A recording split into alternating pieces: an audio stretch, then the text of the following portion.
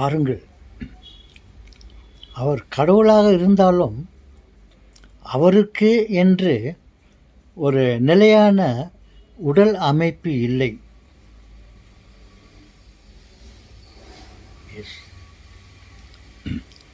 நீங்கள் கடவுளை காட்ட முடியுமா என்று கேட்டீர்கள்.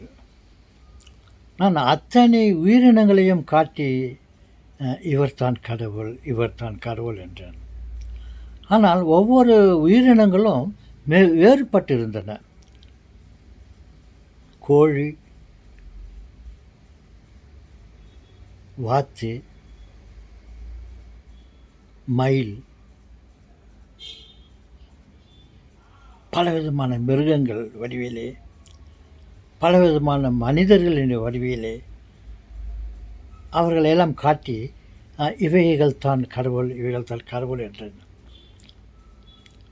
அவர் பாவம் அவருக்கு நிரந்தரமாக உறுதியான நிலையான உருவம் என்று ஒன்று இல்லை.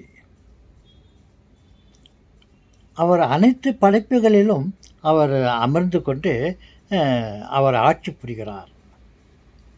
ஆனால் அவருக்கு என்று ஒரு சொந்தமான உருவம் இல்லை, பாடி அமைப்பு இல்லை.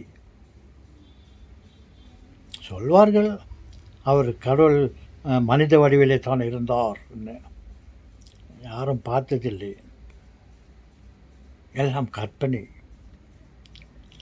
ஆனால் அவருக்கு உறுதியான நிலையான ஒன்று இருந்தது. உருவம் என்று சொல்வதற்கு இல்லை, ஒன்று இருந்தது. அது என்னவென்றால் ஆவி. காற்றைப் போல். காற்றை கண்ணால் பார்க்க முடியாது.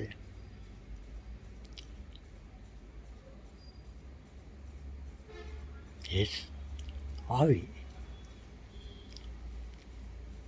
அவருக்கு ஆவியானவரே என்று சொல்வதை விட காற்று வடிவமானவரே என்று சொன்னாலும் பொருந்தும். ஏன்னால் சில சமயத்தில் நம்மால் ஆவியை பார்க்க முடிகிறது, ஆனால் காற்றை பார்ப்பதற்கு முடிவதில்லை.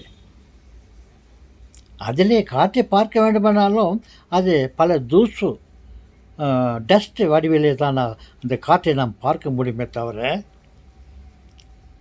அந்த காற்றிற்கும் ஒரு உருவம் இல்லை. அதே போல் தான் கடவுளுக்கும் தனக்கென்று ஒரு உருவம் இல்லை. ஏதோ ஒரு பெயரை கொடுக்க வேண்டுமேன்றதுனால ஆவி என்று பெயர் வைத்து விட்டோம். அது இருக்கும், மறைந்து போவோம். ஆனால் கண்ணுக்கு தெரியாது.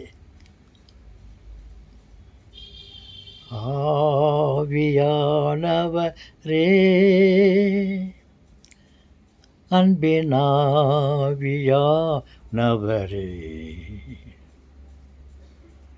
இங்கே வாரும், விரைந்து வாரும், ஆவியானவரே.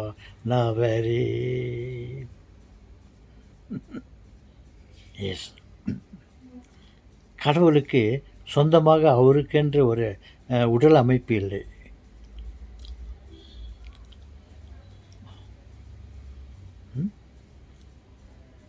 ஆமாம் தாத்தா, கடவுளுக்கு ஆவியானவர் சொல்லுகிறார்கள். ஓகே,